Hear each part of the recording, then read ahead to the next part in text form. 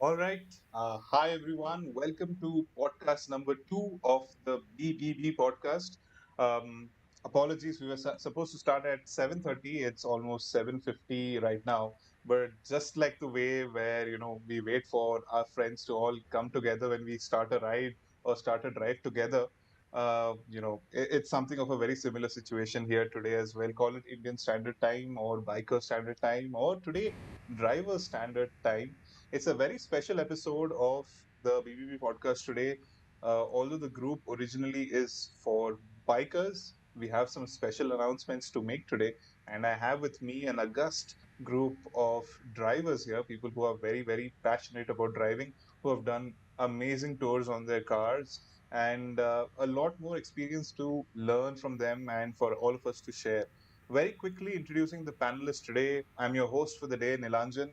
I have with me Dipra Das, Tanay Sarkar, Sandeep, aka Wanderlust on Wheels. He's a YouTube superstar.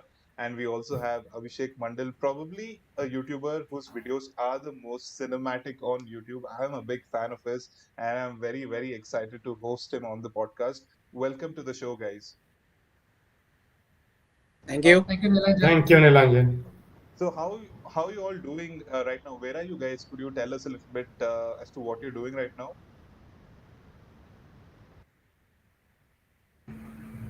Tanay, why don't you? Yes, yeah, sure. Thank you. Hello, everyone. Good evening. This is Tanay Sarkar. Right now, I am in my hometown, the city of Joy in Kolkata, and I am preparing for some long ride in the North Bengal. Is like Darjeeling and some of the places of the North Bengal places, and also I have a big plan this year to obviously say everyone's dream. Is a Gurudangmar and North Sikkim. It's a big plan for me also. That is the upcoming by riding plan. That's all. Awesome.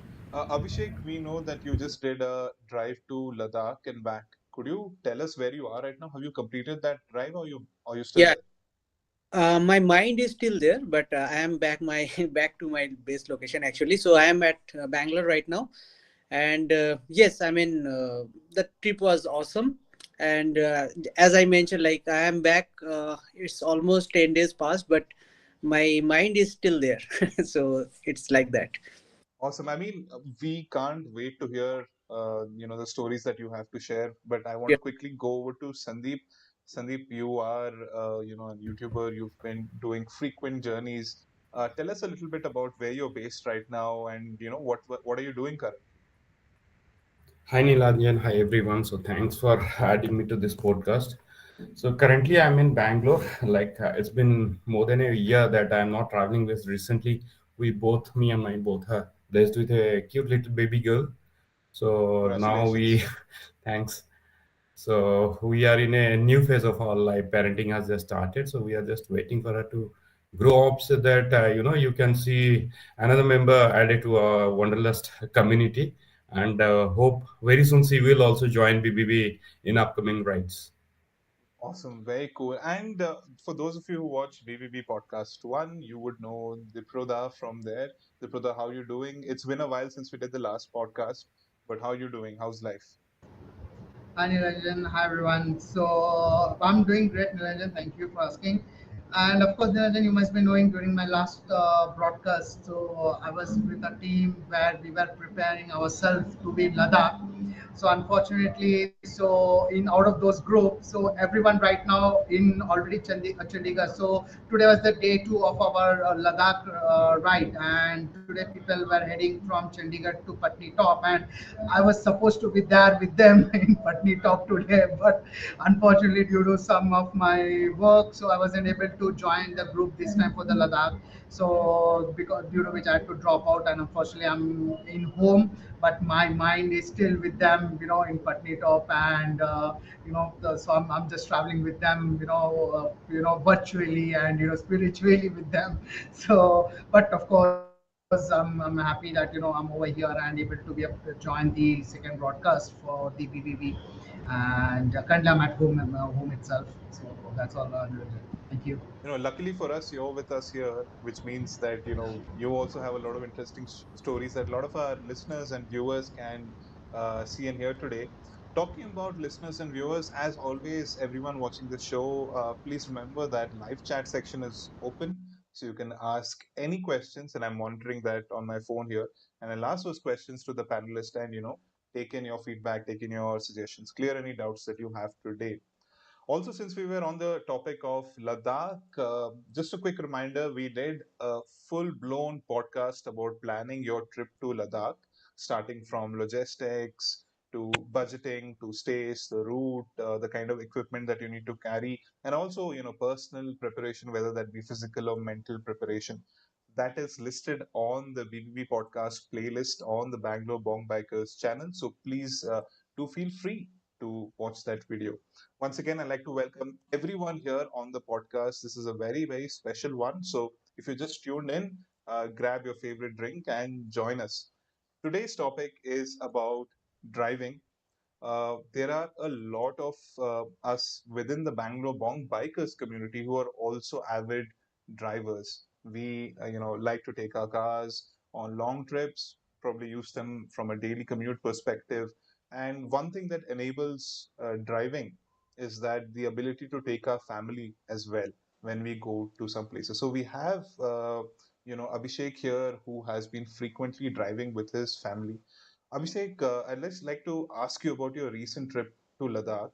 I believe Mhm. you went there with family. So, when you go there, or even before you go there, right, what's the kind of planning that you do, and how do you get everybody aligned on what needs to happen? Because I'm sure, some of them are going to be drivers, some of them are going to be passengers. There are going to be, some expectations here and there. If you could just tell us that typically how does, plan work out? Yeah. Yeah, so it's a very good question actually. So the thing is like to be part of your driving journey also, I mean you need to be like minded as well actually. So I am the only driver in our whole family. So my family is having me, my wife, my 5-year-old daughter, and my mom who is about to touch 60. So it's kind of pretty diversified, right? I mean yeah, I'm talking about the age group. So definitely I need to keep many things in my mind before going for any kind of trip basically.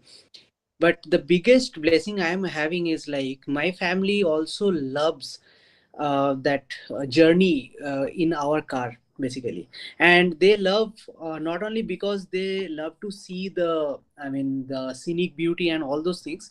Actually in my car I can carry whatever I want basically. So what I am having a sedan, and like the boot space of the sedan is kind of huge. I mean 500 plus liter. So I can carry whatever it is required. Actually I can carry from a normal munching item till our blanket also we can carry. So it's kind of a home only I am carrying within me, right? So that is the reason not only me, my family, they are also liking it. Only their thinking is like it shouldn't be a too much of driving. I mean daily 10 to 12 hours is fine, but more than that it is going to be kind of critical. It is not only for my family or me, it is for everybody. I mean it applies to everyone. So that is the thing. So I got this blessing, like my family, they really support on this type of adventure basically. And my family also loves to see new places basically. They do not want to go to the similar places. So new places means new adventure, and everything is going to be kind of new altogether, right? So yeah, sometimes I already might have gone to that place with my biker friends, and then I'm going. But this Ladakh trip was kind of completely different. I didn't visit Ladakh till now, but yes, last year I did a bike trip with our BBB group only, and that was in the Spiti basically. Yes, Ladakh Spiti terrains are almost similar, but there are lots of other differences are there actually. So as you were asking for the planning part basically, so the biggest problem and the biggest challenge in Ladakh region is your breathing problem basically. So as I am having my daughter who is around 5 years old, I am having my mom basically, so she is about to touch 60.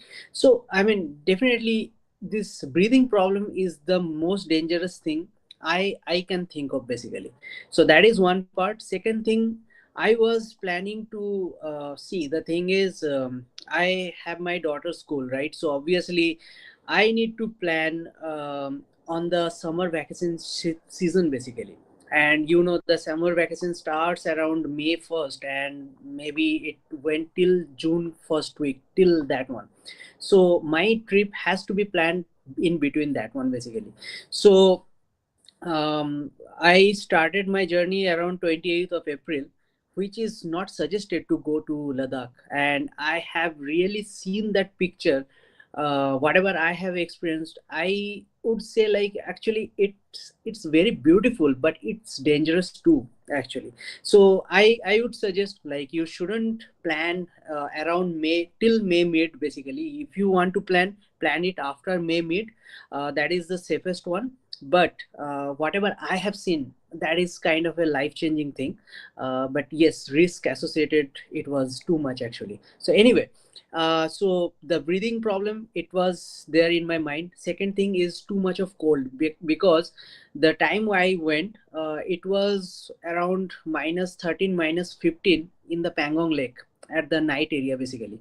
And it is kind of a dangerous cold, you can say. Yeah, we are bikers. We have done lots of other trips. It is easier for us to maintain, but not for the family. Especially if you are having kids and adult, I mean, old age people with you, basically. So yeah, these are the two things, kind of critical. Third thing was I was planning to do the entire Ladakh circuit. So obviously that petrol or the diesel, whatever car you are having, so that was kind of a critical situation. And you need to carry extra petrol or anything. So I was carrying 20 liters of can with me. So yeah, in that way I have planned that one. And definitely our BBB group, actually they helped me a lot in the planning section basically. So thank you very much to them. And BBB is always like our family. So whatever the help I got it, I mean, that is kind of enough for me to venture all those landscapes in the Ladakh region. So my plan was to first go to Kashmir, and then after that we my plan is to just complete the entire circuit. So that's what I have done it within 21 days. And 1 week I did work from home kind of thing, work from hill, you can say. Because I had to manage the leaves as well. So that thing I did, but most of the things actually went very smoothly. So I will come into these type of details later. I would like other people also to speak up on their behalf actually. Yeah, thank you. Thank you, Abhishek. Very interesting experience, right? You have your mother who is a senior citizen. You also have your young daughter and your wife all going together in your car.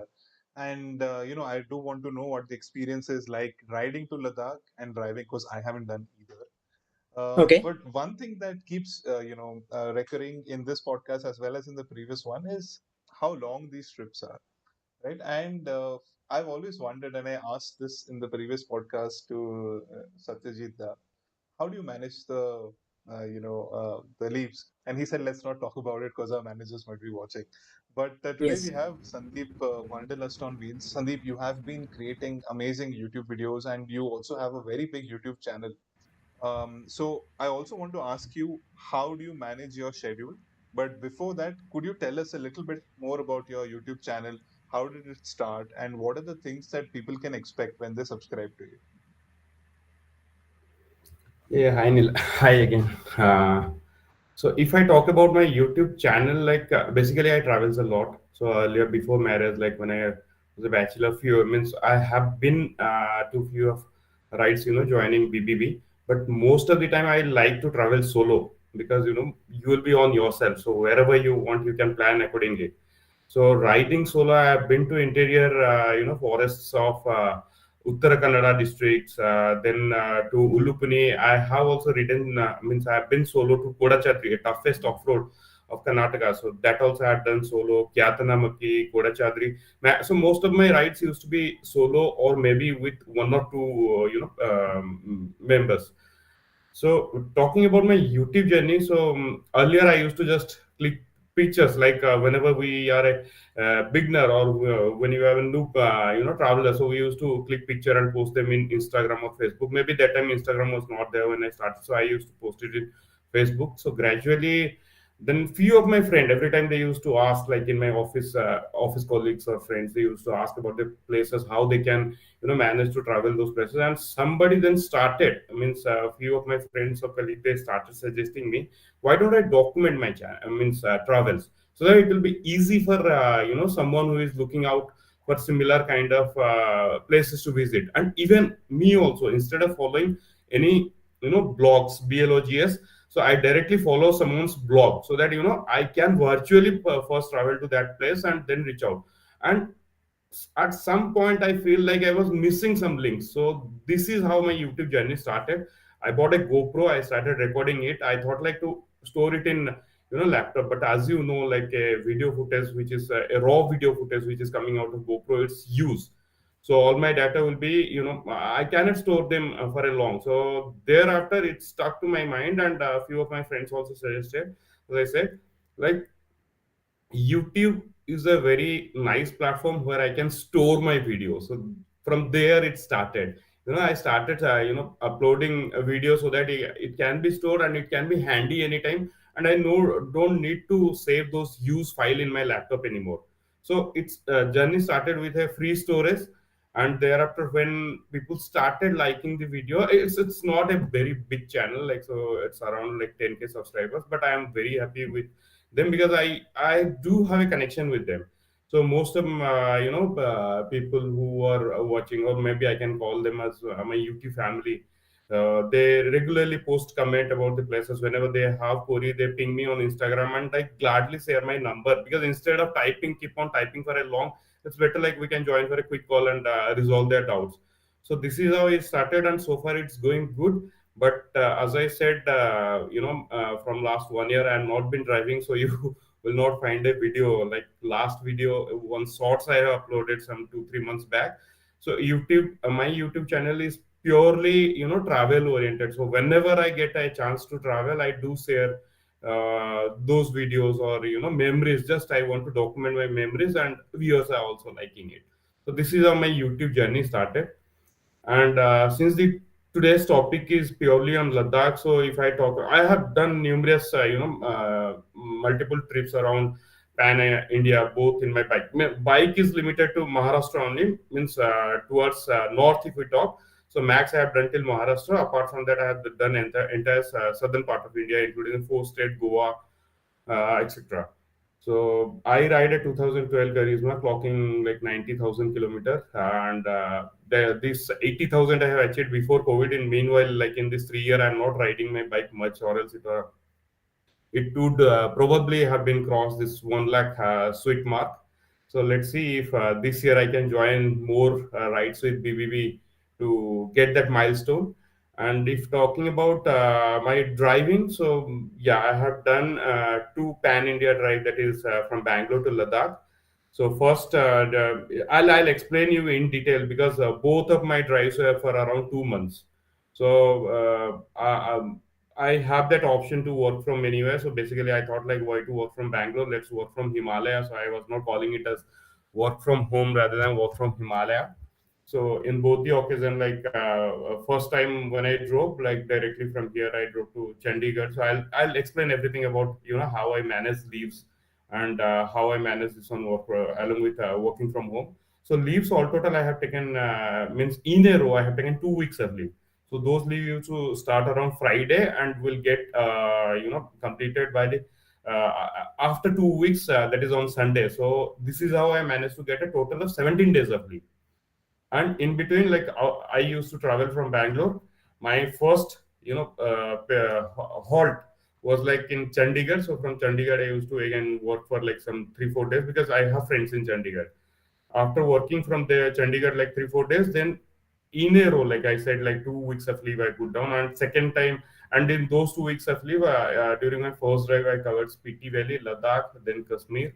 In Kashmir I did a work from home for 1 week, and thereafter moved towards Barot Valley, where I worked for 1 month. And during the weekends, like fortunately that time the Shara Diwali weekends were there, so I club up them and visited various places of Himachal. And during my next trip, I choose my base as Rishikesh.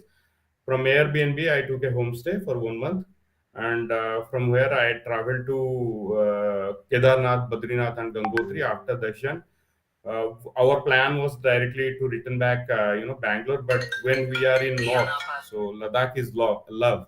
I can say Ladakh is addiction. So that time I planned like let's return via Ladakh and cover up Umlingla. So that was my main focus to cover Umlingla. So those journey also I'll share with you guys. But meanwhile, let's Tanay or maybe Diprada can pitch in to share their experience. Yeah. And you mentioned that you've been riding a Charisma and there's a new one that's supposed to come. So what are your feelings on that very quickly before we move into the next part? Yeah, I think the new one is coming like 400cc engine. So Charisma, when I bought, it was sufficing my requirements because I am not a very high speed enthusiastic. Believe me, I did Bangalore to Ladakh. My maximum speed was like 90 to 100, not a single challenge. Means that is my comfortable speed. So even in Charisma, also same thing. I maintain a speed of around 100. But recently, I went to last December. I went to for a ride to Kanyakumari and Dhanuskodi, along with few other members of BBB, where they were riding like 390s and there at that point of time, I thought like, okay, some power is needed if I want to cope up with them. But anyway, like as I said, I enjoy my solo ride, so I asked them like, please don't wait for me, just move ahead. I'll reach the final destination, no issue. So yeah, I'm eagerly looking forward for the Expulse 400 or maybe Charisma 400cc if it comes into picture. And the best part of this hero bike is no, like I don't want to point out other bikes because yeah, they are performance oriented bikes. Just a second. So those bikes are performance oriented bike, but talking about Hero Charisma, like wherever I go, can means service center is evidently available, and it's been long back. Like I have stopped visiting the service center now. Any local mechanic can service my bike, and service cost how much it comes around like 500 to 600 rupees only. I ride it for 2,500 kilometer or 3,000. Change the engine oil myself, do the lubrication, chain lube, everything myself. So few of the mechanical parts also I have. Means now I have understood my bike, so I know like when to give it for servicing. If I have all those required to know, I can do it myself also because it's very simple. It's very means traditional bike. It's not very complex. The mechanism is also very simple. So I do means like some 20% of servicing myself and give for measure once I give it to service center. Until now my engine is a stock one. I follow this changing of engine oil usually in every 1800 kilometer or maybe 2000 kilometer, which till now have kept my engine in a healthy condition. Awesome. Now I'll just ask, and this is like an open question since we were talking about bikes. Uh, what what are the cars that you all drive? Abhishek, you mentioned you drive a sedan. I think this is called. But Sandeep, what is the car that you drive? Yeah, earlier I was having a i20, so the first gen of i20, but the issue with that i20 was the ground clearance. And my presently I am driving EcoSport TDCI diesel engine BS4, and the main purpose of purchasing that EcoSport was taking my own car to Ladakh. Means initially I had that plan to ride to Ladakh, but meanwhile my marriage came in between, and due to other commitments, bike was riding my bike to Ladakh was not feasible. But post marriage, my wife is also like-minded. Means we both are like-minded couples. She also love traveling, and we both love Himalaya more than any. I means any other places. Yeah, somebody have that preferences like of a beach or small hills, but yeah, it's individual choice. So we both love Himalaya. So, keeping Ladakh, Spiti, and those Himalayan tough terrains in mind. So, EcoSport was a pocket rocket deal for us. Like, obviously, we have to think about the budget of the car.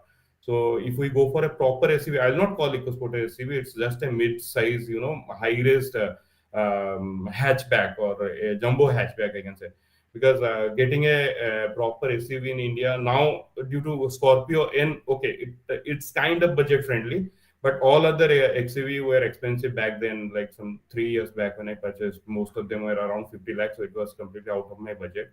So EcoSport, Nexon, and XUV 300 was the choice of my car. But when I test drove this one EcoSport, my heart really echoed for that car, and plus servicing charges. So Right. the issue with Hyundai, maybe somebody can disagree with me, but the issue with this Hyundai servicing was without any major howling, it used to cost around like 10K plus. Talking particularly about Bangalore, so for which venue or Creta was out of my choice. Because same I-20, my friends used to service in Kolkata and Bhubaneswar, and their bill comes around like 4,000. But in Bangalore, I was helpless. So the best part of servicing EcoSport was the minimum service cost, and it's a fun to drive car. You rev it high if you want to. Although I have mentioned I am not a high speed driver, but just to check like how fast it can go. So it has touched. We shouldn't encourage this kind of rash driving or high speed, but it has touched 170. So that was just for a moment. I just touched it and reduced, but it's very stable car. So without any issue, we can. Means it's very comfortable. I have, as I have told, like I have done. Twice from Bangalore to Ladakh. So in a day, in one day I used to munch like 1,000 kilometers from here to Nagpur, Nagpur to Gwalior, Gwalior to then Chandigarh, or maybe across hills. During my second drive when I started from Sonmarg, that time Baba Amarnath Yatra was going on, and it was huge traffic. So on that particular day, on the hill mountains of Kashmir, I drove for around 18 hour non-stop because speed was very slow to reach Pathankot. So it was not tiring at all. Only demerit of the car, what I find like it's a dashboard is very huge. So when you are driving on hills, no, you have to be very calculative because once you are on a hill, on a steep, so you cannot see the front part. So that is the reason of dashboard is very huge. But another advantage is of that long dashboard is like if God forbid if some mishap happen or any head-on collision, so driver will be safe. And it has got a very rocket solid A pillar. And believe me, I've taken multiple photos by sitting on its bonnet. Even at one occasion in Manali, I have climbed till the roof top of EcoSport, and there was no single dent. Earlier I used to weigh around like 87 kilo, so now I have reduced it. So that my kind of weight also the car was able to take up, and it's a mini tank I can call. So it's very fun to drive. But sad part is four left. Understood. Abhishek, what's the car that you drive? You mentioned you drive a sedan. Mm-hmm. Yeah, so my earlier car was I-20, and as uh, uh, as Sandeep was telling, I was not happy with the car actually, and not only because of the service cost. Exactly, he pinpointed that point actually. So same problem, 10 to 14,000 anyway. Actually, it was going, and it was having lots of issues actually. Brake was not proper. I got into 2 3 mini accidents basically because of the brake issues. Whenever I used to hit a hard brake, ABS used to kick on very late actually, I can say. So I mean, so ABS is something like I mean, if you just apply hard brake, it will just continuously do like this, right? It was not doing like it. I mean, it was like it will lock, then unlock, then it will take its sweet time to again lock. You were not getting Okay, the right feedback from the levers, from the not pedals. only, I mean, I got lots of problem with that car, and finally I decided to sell it off. There was some history also. I cannot reveal on that thing basically. So yeah, I mean, I can tell you guys personally, but not over here. So yeah, so I had to sell it off, and after that, my budget was within 15. So I was looking for a car which is kind of spacious, okay, and which is kind of your easy to maintain, and mostly spacious is the thing. And I was driving that 1.2 petrol, and when I test drive this new Ciaz, this is the new Ciaz actually, 2019 model I have purchased. And it came with it first time, it came with 1.5 liter petrol engine that is natural aspirated. And I had test driven multiple cars including Creta, Verna, then City, everything. So Anyway, Hyundai, I really didn't want to purchase, so somehow that was out of my question. And till at that time, actually, this Slavia or this Vertis type of car, it didn't came in Skoda or over there basically. So whatever the car it was having lots of noise and all those, so I didn't go for those cars. And I really wanted to purchase kind of a SUV, but certainly it is out of my budget. And I wanted the space also, mostly that luggage space as well, because I really had a plan to go for a long trip with my family. So definitely, if you take your family, you cannot reduce the luggage, okay, and you cannot cut down on the requirements basically. So anyway, I have 4 members in my family, so my luggage space is also it was the thing actually. So I decided to go for this Ciaz, because I felt personally, I don't know, people might disagree.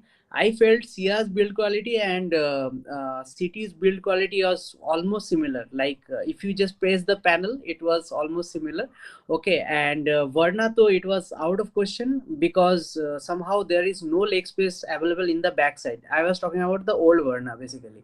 So anyhow, I dropped the plan, but I really wanted to go for the compact SUVs, but those are kind of having the crunch in the boot space basically, so I dropped that plan as well. So I have test driven around 10 to 12 cars basically, and after that this Ciaz actually it came into my budget. I know the safety issue of the Maruti, it is not up to the mark, and anyone can agree on that part.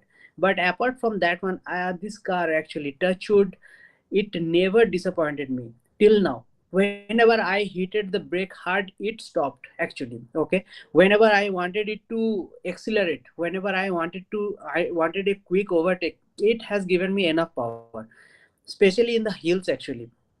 So people have kind of thinking like if you don't have turbo, then in the hilly areas you might get a problem.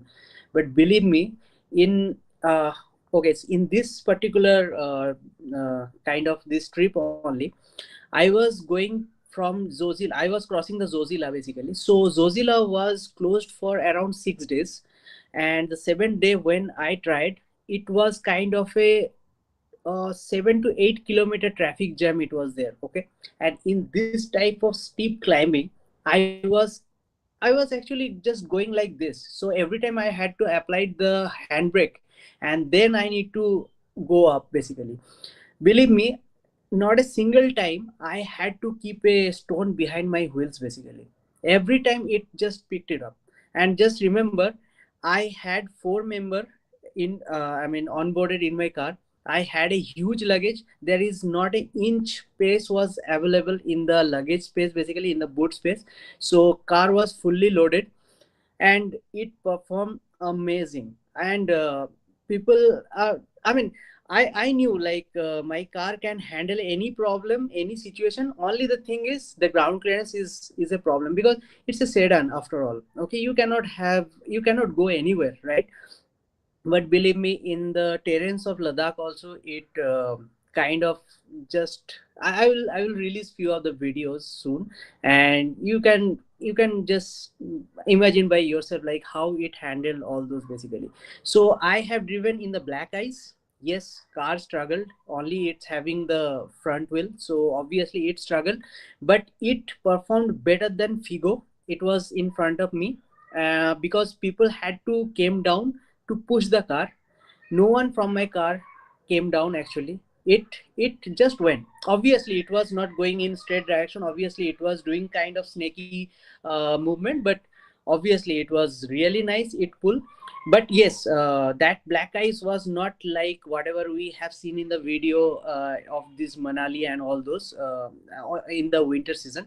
It was not that harsh, but yes, I mean my tires, it was skidding actually, so that was the thing. Then see, when I moved in over there at that time, the Ladakh was just opened basically, so obviously multiple places the road condition was not right.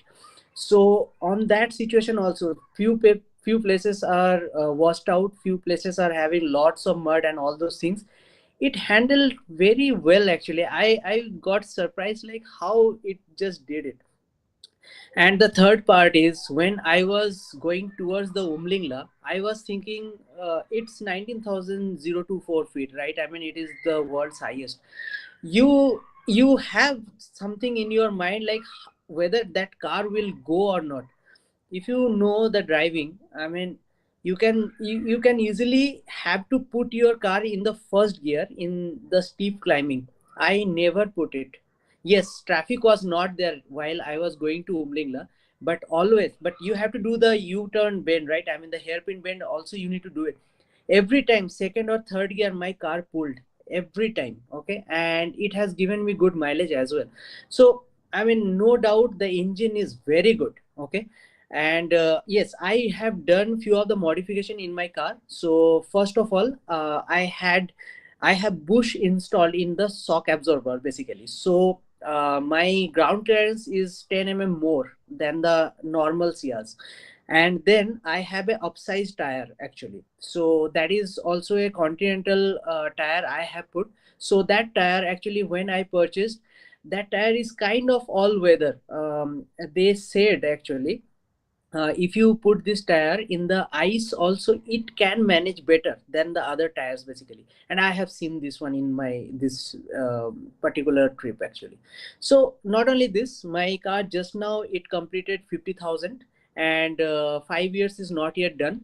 And yes, I mean till now it haven't disappointed me in any of the cases basically. Yes, in the whole trip it touches, I mean at the bottom of the car it touches around 6 to 7 times if I am not wrong, but nothing major. So that is one thing. And heating problem, nothing.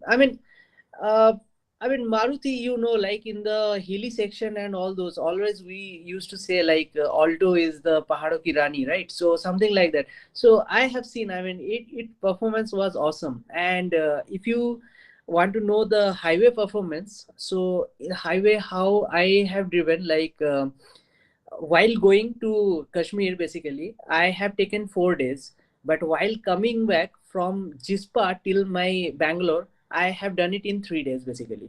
So Jispa to Bangalore total kilometer is around 2,800 or maybe 2,750 or something like that. But I have done it in 3 days, basically.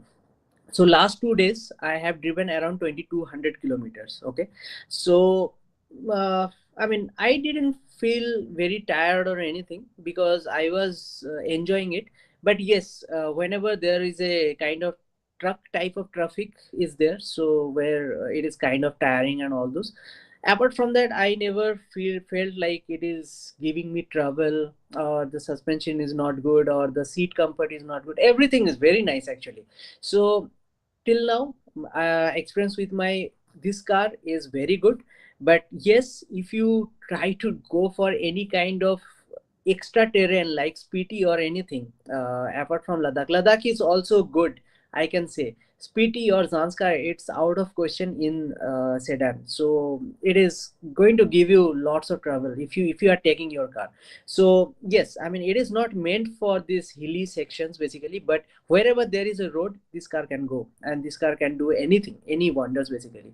So that's what I was saying. Like only I felt the power lag. Like if you really want to do kind of quick 0 to 100, obviously it will not do because it is natural aspirated engine. So it will take its sweet time and maybe 12 or 13 second it takes basically. I haven't tested it yet, but that is what I have seen when I have seen all those videos basically. But this car in the Yamuna Expressway, this car this time it touched 180. So I mean there is no question about the whether it can go any limit or not. So yes, this is good. I mean I can really suggest like this car has the capability and it has delivered it, and I am really happy. I really wanted to take this one as a challenge because if I take my sedan to Ladakh, that is kind of the difficulty level is more, right? So it is going to give you more thrill to your life, right? So I have taken that risk, but Actually, it earns you the, the right to be a panelist in this podcast if you yeah, drive a sedan to Ladakh. I yeah, think, seriously, I was kind of a huge experiment I have done. Yes, many people other also they have done it, but people have done it in the bigger ground clearance car like Slavia. I heard a story like Slavia went over there and many more other cars. But if I am not wrong, my car is the first Ciaz which went till the Umlingla basically. So yeah, that is kind of a proud moment for me. Oh, wow. That's Yeah. awesome. I mean, actually, there are a lot of questions about your Ciaz, but I think you've answered them as well. Palas Panja says Ciaz is pure love, although the clearance is just 170 millimeter, but I think he loves the car. Yeah. Highway to Hell mentioned if you felt power lag in high altitude, I think which you've already mentioned, that because it's a naturally aspirated machine, there is some lag, but on the straights, it's completely fine. I mean, it is like if you really want to do a quick overtake, or if you are racing with some turbocharged other cars, basically, it won't. Okay, but it has a very good initial pickup, basically. So, you know, right? Like the turbo kicks in around 2.5 RPM to 3 RPM. Generally, it happens to other cars, but my car doesn't have to do all those things. Basically, it will give you power from the 0 RPM only. I mean, from the 1 RPM only, I can say. So that is, in that way, obviously it is going to go fast, but when the turbo kicks in, actually you cannot stand. So that is a completely out of question. But whenever I have driven this car into the traffic and all those things, when I used to cut down the traffic like going like this, it never disappointed me. It is having enough power, but obviously turbo, if they provide turbo in this engine, this is going to be a killer. And obviously it lacks that sunroof also. I mean, nowadays it becomes the mandatory thing, so that is the thing. But in the hilly condition, I never felt any kind of power lag basically. So that is a very good thumbs up to Maruti. Awesome. I'll move on to now Diproda and Tanayada. Diproda, what's the car that you drive or you like the most? So hi Nilanjan. So basically, see, as a car lover, so there is nothing specific.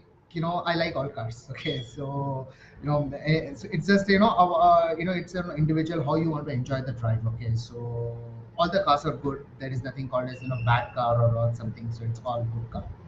And coming to my preference of what I ride is, as of currently I drive is a Skoda Rapid. Okay, so prior to this I was driving Maruti Swift. Okay, so it was a petrol car. So I drove my car for about almost 10 years, and I did about 1,10,000 kilometer before I had to give a send off to the car. So after having that car for about 10 years, I realized that and it was a petrol car, obviously. So since it was my first car, so I realized it that so petrol is not a right car or right cup of tea for me. Okay, so kind of usage that I had.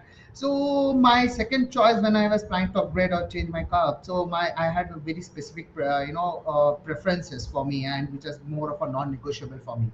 So one was a diesel car. So I was complete adamant that no, if I buy it is going to be my diesel car. I'll not buy the petrol car. So that was one thing, and the If I second may thing like was. quickly ask you, what is the actually issue with petrol and why were you preferring diesel? So, Nilanjan, basically, I would say the diesel car is more economic.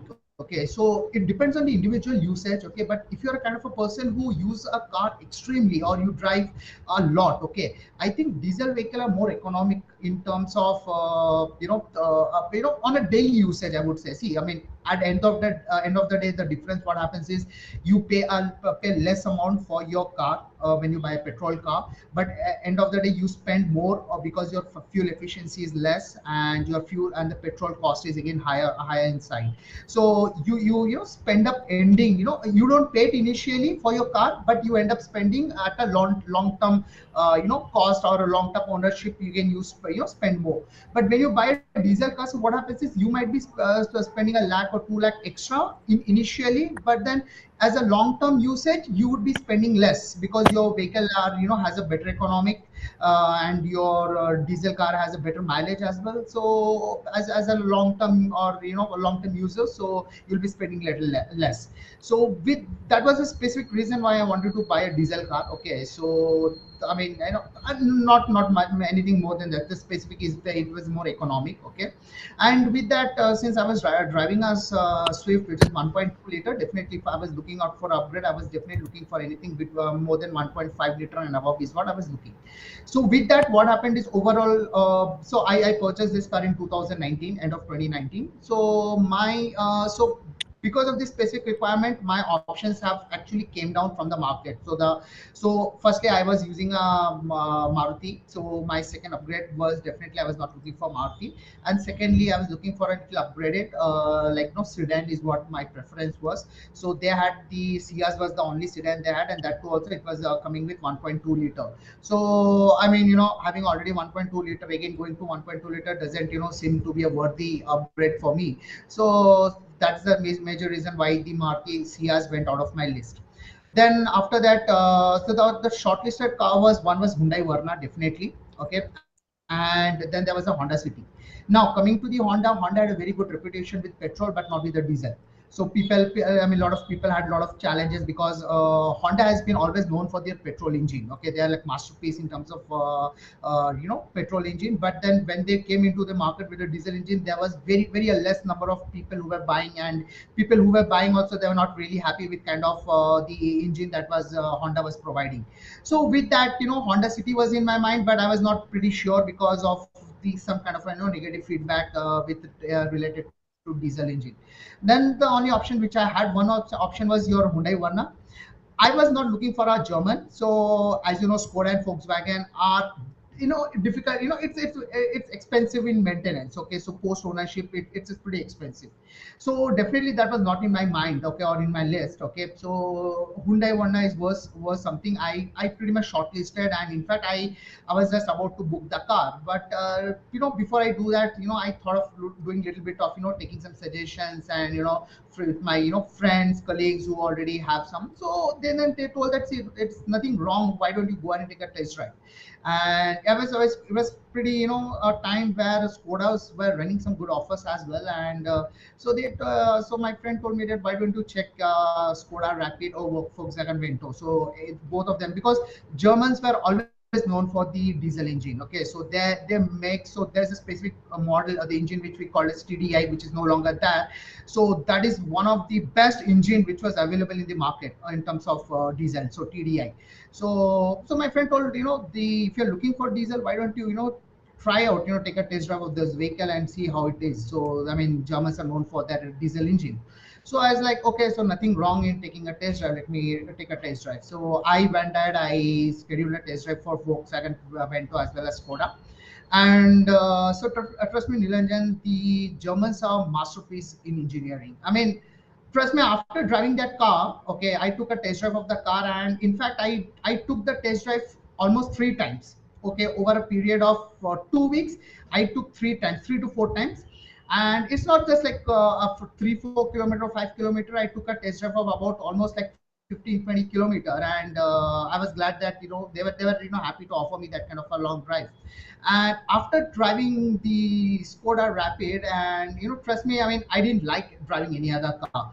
And the time when I was I was taking test drive, so it was exactly the time frame the MG was launching their MG Hector. And when I took a test drive of MG Hector, I mean, still I felt that the Skodas were was very ahead in the league, okay, compared to other car. So then that is when I made my mind that okay, I mean, like, no, I had some concerns around the ownership, maintenance, service and all. But they told that, so like, though they are offering about 6 years of service and annual maintenance scheme packages, where you don't have to pay anything, and everything end-to-end service, including your engine oil, and your disc pads, and your air filter, fuel filter, your basic labor charge, everything will be taken care end-to-end, okay, without of a 0 rupees charge. And I was like, okay. So, and they were like running some discount. They're like, no, you need to just pay like 40,000, and you get 6 years of peace of mind, and you don't have to pay us anything for the service. And the service interval was also pretty good, like 50,000 kilometer or 1 year. So I was like, I gave some thought, and I was like, okay, let me, why not go with Skoda? And so that made my mind. And the main reason why I picked up against Skoda Rapid is like it's the engine. It's a TDI engine. What made me, impressed a lot. And so I picked up my car, and it's been close to now 4 years, and I've done close to 50,000 kilometer Nilanjan, and I do not regret buying that car. I have seen a lot of people complaining that Skodas are expensive maintaining and all. I was like, I wouldn't say they're wrong, but it depends as a owner how you maintain your how well maintain your car. Okay, if you maintain your car, you get it serviced regularly, everything. I don't think so that you need any kind of a major repairs or anything major part replacement to be done in for at least for your one lakh kilometer, or maybe 6 to 8 years. And I think that's pretty good long, because nowadays if you see most of the people try to change they upgrade their car, they sell their car within a ownership of 5 to 6 years. So considering that kind of an average tenure, I think Skoda or any German car for that matter, like Volkswagen or anything, that could be a best choice for people to pick it up. And with that, so I'm driving Skoda Rapid. It's been almost 4 years of ownership, and I've done close to 50,000 kilometer. I've done multiple times. I've done Bangalore to Rajasthan, Bangalore to Kolkata, and a couple of long drives, and I'm pretty happy with it. So no complaints so far with the car in terms of power or in terms of performance. Yes, of course, there is one thing that I want to always bring up is a ground clearance, which again Abhishek also mentioned. So it's I think it's a pretty common problem with I think most of the sedan owners face this kind of a problem, at least within the cities or maybe in the hills area and all. But apart from that, I think definitely there's nothing to complain. I'm surprised that for most of my long drives I get a fuel efficiency of 23 to 24, and clocking a speed, and I've done almost up to 200 afters on my Rapid, and it goes like a charm. Okay, very good road stability, and coming to the safety, of course there is no questions in around for the German engineering. The build qualities are really good, and they're pretty heavy, and having a very good road stability. So I'm pretty impressed and pretty happy with the Skoda Rapid which I'm owning. And maybe I would definitely, it's a TDI is a vehicle which is no longer there in market, so it's like a price procession now. So I would like to maybe keep this car for future as long as maybe if I'm buying also a new car, I might add it, but I will try to keep this car as long as possible with me. And and the Skoda is ready to support me with, with this service. So yeah, so that is how my experience with my car, Nilan. Oh, that's wonderful. I recently tried out the new Skoda Slavia, and I must say that it's in terms of refinement at least, and not just like in terms of performance, but let's say the in-cabin experience. The Skoda cars are way up there. Having said that, Tane, over to you. You've been patiently waiting for a long time. Actually, you haven't said anything, and it's been almost 45 minutes. I should have come earlier to you. But Tane, what's the car that you drive, and what do you like about driving in general? In my family, I have a two car. It, they are not a highly branded, but they are a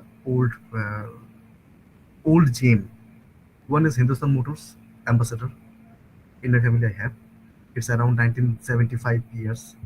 Uh, my dad was, and another was is Maruti Alto 800, the first non-AC model. These two gem I have.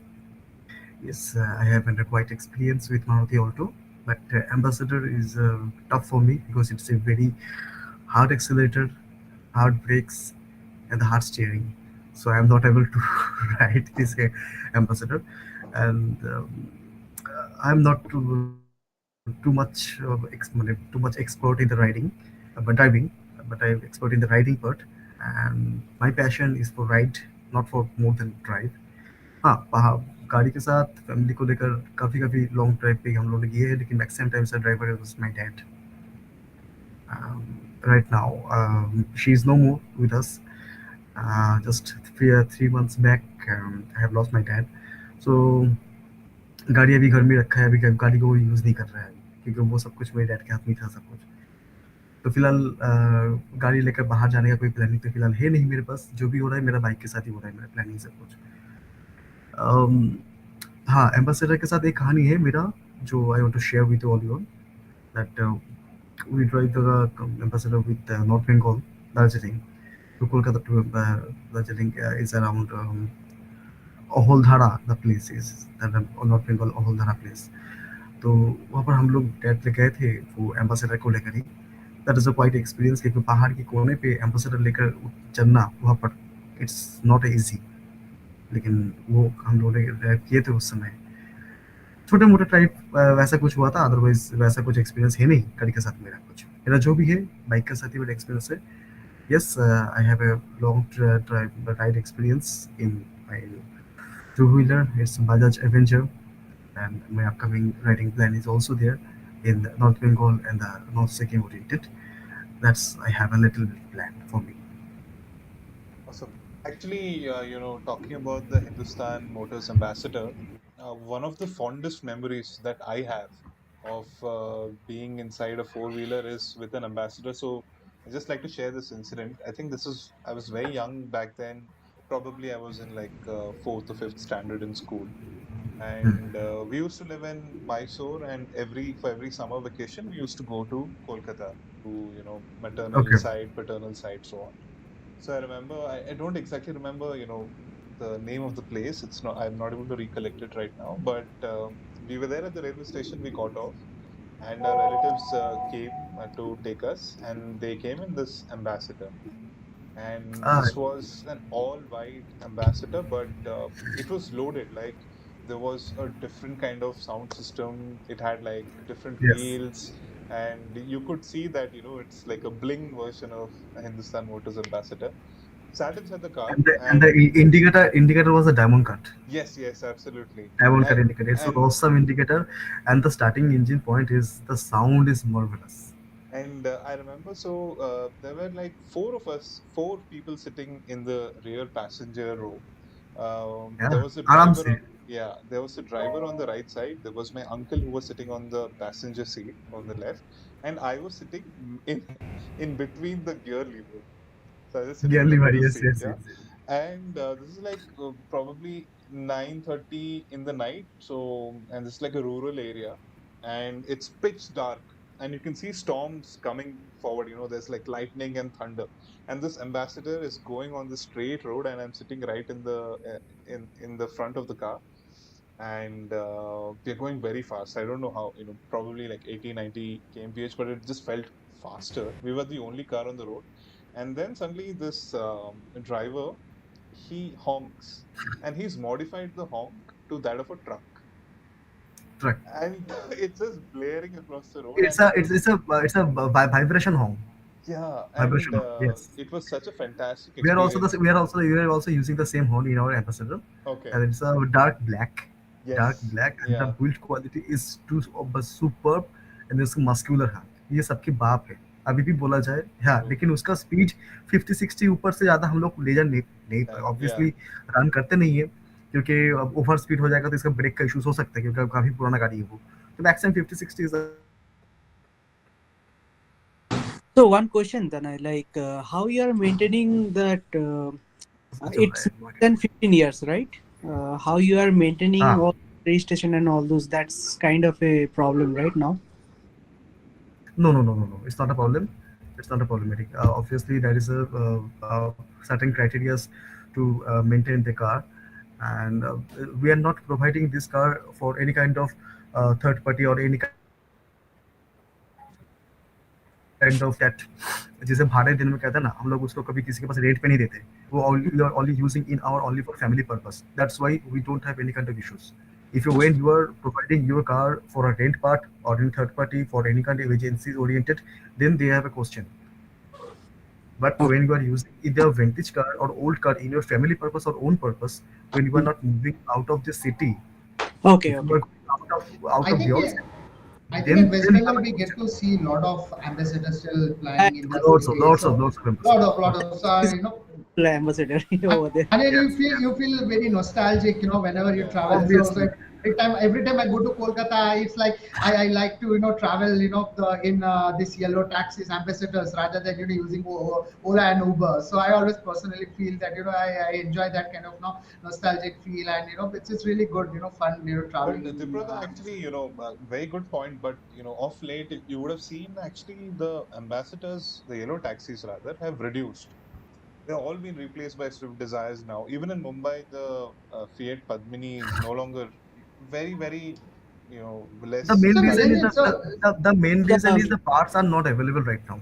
exactly. So parts the are not problem available is, क्योंकि हम लोग के people. जो ambassador है उसमें कुछ 3-4 महीने पहले वहाँ पर एक इश्यूज हुआ था air filter related.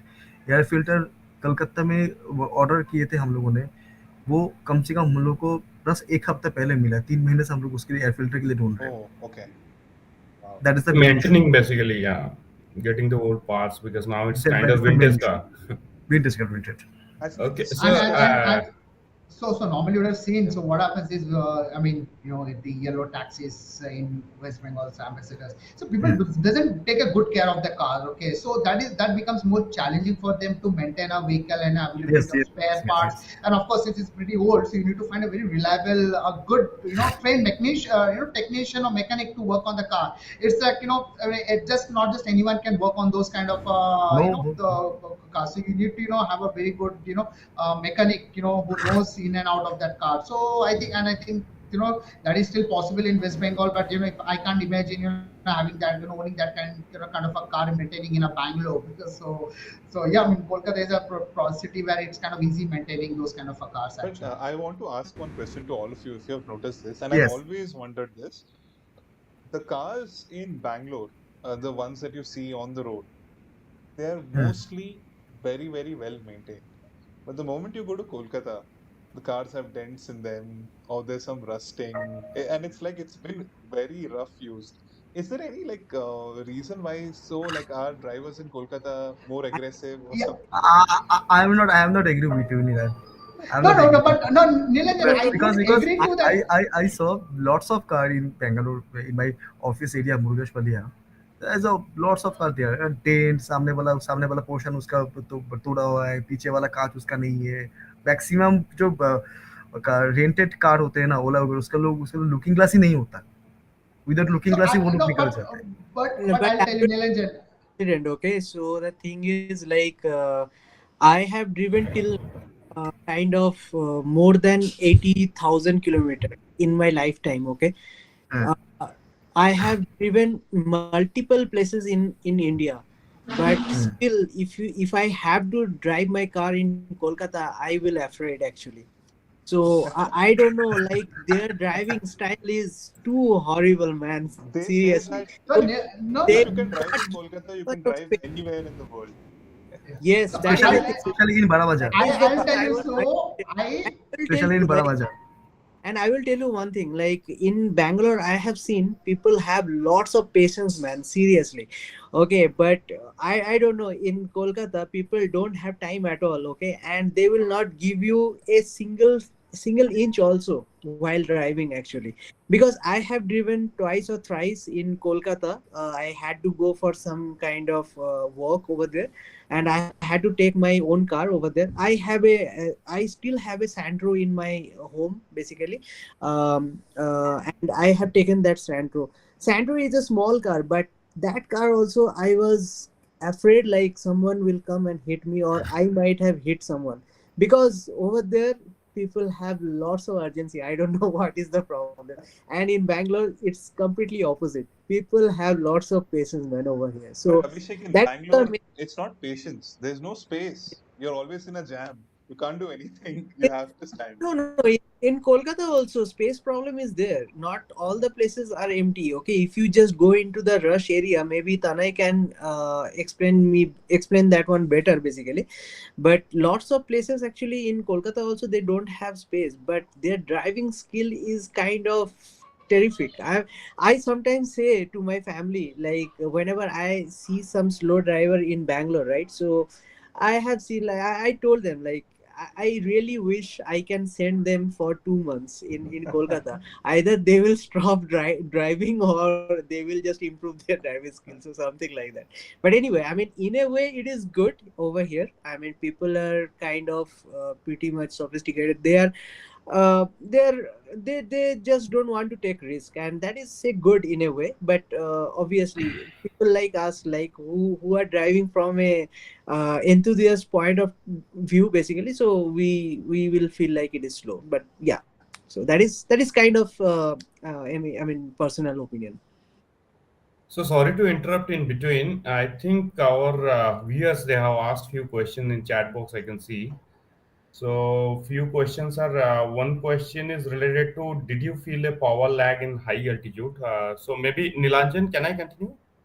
Sure, sure. Actually, Yeah. Abhishek had answered this question, Mhm. saying that in his Ladakh trip, because it's a naturally aspirated engine, he felt some lag, but on a straight line, I think the car was able No, to touch 100. that is in the highway. No, it is not a lag. That's what I wanted to tell. If you really want to cope up with any kind of turbocharged engine, suppose someone is driving a Vertis inside of you basically, it is having 250 nm of torque basically, so I cannot cope up with my Ciaz because my Ciaz delivers only 145 nm. So if I try to cope up with that Vertis, I cannot do it. But it never felt like yes there is a power lag. I personally say. But yes, if you really want to push your car hard, obviously this doesn't have turbo, so it will give you problem. But in the high altitude, I'm saying it again, in the high altitude I never faced any problem. So that is the thing. So I So think just to you're not. add a couple of points, yeah. So basically, in high altitude hold up pen, like yeah, my car have struggled at Changla Pass. So I got an engine warning after getting down. So Ford has got a very miraculous like self diagnostic kind of thing. So I turned it up. But talking about high altitude, whenever you are reaching a altitude of over 18,000 feet, so due to low oxygen, so there is a combustion issue. Yeah, that we have to agree, but thing is like there you shouldn't panic. So whoever are planning to drive to those terrains, so it's like continuously if you rave your engine at high RPM, you will burn your clutch. So it will overhaul your engine. So at that point of time, what do we do is we require a lot of skills.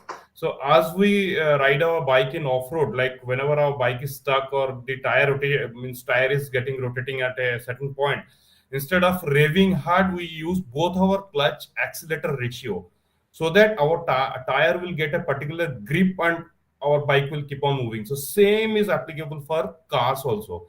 So at Changla Pass, towards the end of Changla Pass, the road is very up. Means road is not completed. Tarmac is not there, for which your tires will not get grip. And my car is being a front wheel drive, it was a disadvantage. But whereas again, diesel was an advantage because it was having torque. I was getting a good torque. So there, a lot of patience is required. So just increase your RPM till 2.5 or 3, then release clutch. If you see like still you are not getting that momentum, see if you have momentum then you can drive. But thing is like in those high passes, sometimes buses will be there in front of you, trucks will be there in front of you, and they have got a massive power. So from zero to they can pull it. But for car, you need some momentum. Huh? And for me also, the tire was also playing a vital role because they were the stock tires. And Goodyear tire, I'll not recommend anyone driving to Ladakh with a Goodyear tire. As Abhishek mentioned, Conti are very nice. So my next upgrade will be Yokohama. So there, what I was doing, like 3 RPM. Okay, car is not pulling. Immediately apply clutch to avoid clutch burning. And touch wood during both of my trip, no. So there was no single smell of clutch burning. So RPM apply clutch, accelerator, clutch, accelerator, clutch, accelerator, and car will pull. So this is how I crossed Changla Pass. Only some engine warning was there because that was my first time on a high pass, and I panicked a bit. But I'll suggest you not to panic in those kind of situations. And the second experience I can say, like while driving to Umlingla, all the way means there was a desert drive. First 50 kilometer was a desert drive. There also car was not giving any issue. Post the I went to Umlingla via Nurbule top. So when I my car reached an altitude of 18,500 meter plus, like the main Nurbula top, Umlingla, that board was just around 500 meters back. So there, that combustion issue again started. So what was happening? Like I was giving RPM till 3, I was releasing my clutch, and the RPM automatically it was coming down, to 1 or below 1. So, and at that point of times, in high altitude, just try not to stall your car. If it gets stalled, then there might be issue, with restarting your car again, or you might be requiring roadside assistance. So nowhere my car was stalled. So yeah, at a certain point it struggled because it's a very heavy car and front wheel drive. But skills, lot of skill, I can say, like Umlingla any car can do. It's not about EcoSport, or it's not about any high end SUV, like as Abhishek has mentioned. Pahado ki Rani, we call Alto as Pahado ki Rani. So if it is a black ice or if it is snow, the added advantage of Alto over other car is it's very lightweight. So it can maneuver around in those tough terrains. But taking, Alto might not be a choice of car for everyone. If someone is planning to take their car, I can bet like any car can do Ladakh, car can do Spiti. In terms of ground clearance, there may be issue, but if your skill is there, like Abhishek, he did Jozila in those slushy roads. So all depend on your skills.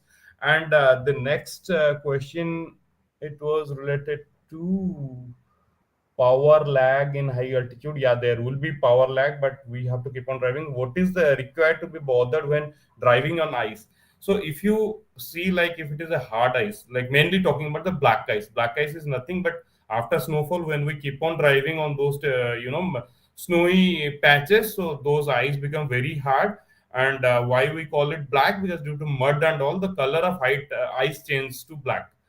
So don't apply panic braking, because panic braking will what it will do, like your car will start to skid in uneven direction. You will not have any control over your steering. So in black ice, it is suggested like just keep your car in first gear, leave it. Don't apply too much of accelerator. Don't apply brake. Just keep the movement and keep going, because black ice, you will not encounter black ice for like some 2 3 kilometer or 4 kilometer long stretch. Black ice will come in a shorter stretch where there will be shade, sunlight is not reaching. When I was driving in, sorry, when I was driving in Uttarakhand, so there were lot of places like this. So there will be a board. Aage Pala wala road hai. So Pala, in the sense they call dew in local language, is Pala. Pala. So whenever during night time, so this dew will get accumulated in shady places and it will turn into thin ice, which is very dangerous. So just keep all these thing on mind. And main thing is not to get panic, because whenever you are driving on those high terrains or Spiti, in mountains of Spiti or Ladakh. So you don't try to look down, or just don't lose your confidence, like whether I can do or cannot do, because there you don't get a second option or second chance. So that is what, just dar ke aage jeete, and just keep on driving. Yeah, like you rightly And said, right? yeah, Like most of it is dependent on the skill. I think even with riding a two-wheeler, you may have like different kinds of bikes, whether it's a tourer, adventure, etc. But at the end sure, of the day, it's how you manage the machine. In terms of some modifications, I'm sure you would have done those to your vehicles. Abhishek, you were mentioning you added some bushes to your suspension. So there's a question from Gaurav Datta here, who was a panelist on our last podcast. And he asks, please share more insights on suspension, ignition coils for high altitude, spark plugs for all conditions, and so on. So what are some of the components of the cars that you tend to modify or pay special attention in your say long drives that you do? So yeah, so the thing is, I really don't want to do lots of modification basically. So few of the modification which is really required, I really wanted to do. So that's the reason. So when I purchased my car, and after few days only, I got to know, like, definitely this low ground clearance, it is going to give me a lots of problem, because most of the time my car is fully loaded. And to be very honest, I never drive my car in the city area much basically. only I drive whenever I am going outskirt of Bangalore or anything, because I really hate traffic. I don't want to drive my car in the traffic. I don't want. So in the traffic situation, I always actually try to take my bike out and go for a ride actually. So that is the thing. So obviously uh, with the fully loaded car, actually it's always given me problem like touching the humps and all those. So I really wanted to increase my ground clearance somehow, and I got to know about this Roger app thing, that is nothing but the bush I was talking about. So I have added that one. I really wanted to, I didn't want to actually add, because see, anything if you are doing with your suspension, I mean in your stock suspension, if you are trying to do, it might give you some problem with the stability part basically. So I mean, if you really want to add anything, you have to do that one. So I wanted to take that risk because somehow I was struggling with the low ground clearance. When I added it, after that, I have mostly done around 30,000 kilometer in my car, and I never felt any problem in the stability part. These are good bushes basically, and from last 3 years I am using it. So that is one thing I had modified, and that is the thing. Second thing is So the time. Abhishek, it is a bush or a modular that Uh, in between the coils they fix it, yes, right? like that Yeah, one. yeah. So it's made of your silicon plus your rubber. So Correct, correct. it's Yeah, kind I got it. So recently also I had a checkup done before my trip actually. I really wanted to know whether that is in a good condition to take my car over there or not. So when technician they have checked, they said like it is in the good condition, so you can take it, and it didn't give me any problem. So that is one thing. So second thing is the tire basically. So my old tire, after 35,000 kilometer only, that tire was gone. That was Goodyear tire. And I mean, I always I love hills and mountains basically. So whenever I have taken my cars out, I went to mountains or hills area basically. So the entire south region I completed in my car. Then I went to the Goa, then I went to my hometown, I went to Darjeeling also, and from my hometown I did the Uttarakhand also. So most of the driving actually I did in the hilly areas. So the shoulder of the tire actually it got damaged almost. I mean it was gone. So I had to change my tire, and it was getting frequently punctured also, that Goodyear tire, whatever the Yeah, stock. that is the issue with good data. Yeah, Yeah. I agree. So 3 4 times it got punctured, and then I decided like I need to go for a good tire. And I researched a lot, what tire is good and all those things. As Sandeep was mentioning, like Yokohama always it is very good tire actually. So the dealer was having both Yokohama and this Continental. Conti. So I have asked like, what you suggest? He said like, if you want comfort, then go for Continental. If you want longevity, go for Yokohama. Yoko. Okay, I said longevity means how much? So they said Yokohama can easily go up to 80K for that particular tire. Okay, and in that situation, I mean, your Continental it might last up to 50K or 60K.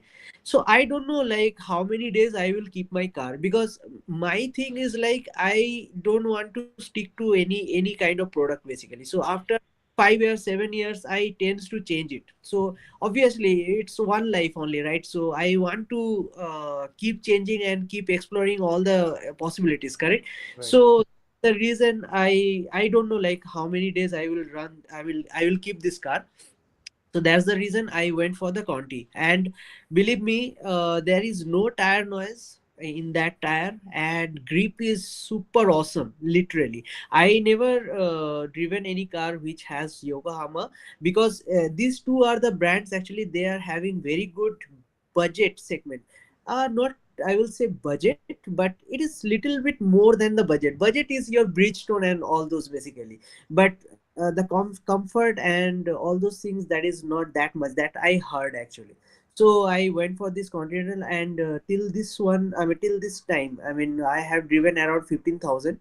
So it never given me any problem. So that is a good tire. So these two are the modification I have done. And other modification I have done all are your cosmetics, because I really want to change the looks of whatever I am having. So that's why I just changed the chrome part. Basically, I have added few of the stickers and all those. So yeah, these are the changes I have done. Apart from that, I really didn't find anything required for me for this particular whatever purpose I am having to make any changes. So I didn't do it, but yes, I don't know. I mean, in future, I might do anything. So if at all anything, you might get to know. But till now, this is what I have done. Awesome. One thing that I think all three of you mentioned was that you all got your cars around like 2019, 2020 kind of a thing, right? So I just want to move on to one section which I am very keen on knowing the answers to. So today, when we are in 2023, there are of course a lot of brands and options to choose from. But let's say keeping brands aside, for let's say for a first time car owner or a driver, what would be some of the things that you would recommend them to look for in the car that they drive? And I'll ask this question to Sandeep, right? What are your top five things that you would tell a new car buyer in 2023? So top five in the sense, like as I mentioned in beginning of this podcast, talking about the most critical part is maintenance or service cost. So I did a lot of research. I found out the service cost of Tata Nexon, then XUV 300, and how well they are supporting. So after doing a thorough research, I found out during that time, 2009, back in 2019. So Ford was, in top of my list, which was satisfying all the criteria. So I went to Ford Service Center. I asked them like if they can show me at least the bill or the service cost of other owners, and believe me, they will give you. Oh, they So give when I it. made this, Okay. yeah, they will give you. So when I made this comparison, I found like in the same segment car, average EcoSport service cost was around like 5,000, 6,000. And if you are not doing wheel alignment and wheel balancing at the service center, which I also recommend not to do it, better you can go for the outside, wheel alignment and balancing. So my service cost after two Ladakh trip came around like 4,500 or 5,000, which is like nowadays, even in bikes also we are getting the same price. True. And yeah, when I compare with Nexon, it was around 8k, 10k. And oh, I shouldn't point out any brand, but we know like the kind of service. Now Tata has drastically, they have improved it, but still I got some feedback about Tata service. And then a service of Hyundai is good. So first point you can keep is servicing cost. And second point, And the way to know about all of this is to, let's say, ask other owners and other go to owners, yeah. service centers and things like that, and look at like I went direct forums. to service, service centers, because Hyundai I was having experience. So few of my friends were having other car brands, so I asked them. Because Nilanja, during that time I was having limited option for this one high ground clearance car. Only EcoSport was there. Then Venue was very newly introduced. XUV 300 was also newly introduced, and Nexon was kind of established, but it was also 1 2 year. I think Nexon is some 4 years old brand, if I'm not wrong. Maybe you can Right, correct me. right, Yeah. right. So that limitation I was having to find out the owner. So directly I walk into showroom and I asked like, if you show me the service bill of few owners, then it's okay. I'll go with your brand. So this is how I got an idea about the service cost. And then in various forums, or maybe YouTube is the best platform. So if a blogger or somebody is driving their own car, you can just ping them and ask. It's very simple. So the flaws, the pros and cons of the car, like this, from YouTube or in Facebook or in any travel website, if somebody is driving their car, you can ask and you can get a first hand experience. So second thing is like if you are looking after fuel efficiency, so mostly like diesel car fuel efficiency, it comes around 20. Within city, it comes around like 16 or maybe 13 in neck to neck, and obviously petrol will be less, as the Prada has mentioned. So that is another thing. And the third thing you can look out is like if you want a family car or your a nuclear family. So for me, like me and my wife, that's it. So EcoSport front, sitting comfort was good. However, I'll not recommend if you are planning this one for Ford EcoSport for a person of four, because the rear seat, it is having not sufficient space. As I mentioned, the dashboard is a very long one, so which is eating up the rear seat space, or the foot room is not quite good of EcoSport. And third thing is like, yeah, it depends on your family members, whether we are going for. So anyway, we will be very clear like whether we want a seven-seater or four-seater. And next is like service network reach out. So there are, if we are in a tier one or tier two city like Bangalore, Kolkata, Delhi, so then there is no issue. But if we are in a tier two city, so where somebody have to travel 100 kilometer to reach the nearest service center, that also we have to keep in mind. If nearest service center is not available, then we have to first find out a good mechanic in our locality, whom we can trust and leave our car, because we are not expert of everything. So we can do some minor jugaad or run, but when it comes to measure failure, so that also you have to see, and you have to see the track record of the car. So stability and control, yeah, safety is a very important thing, but again,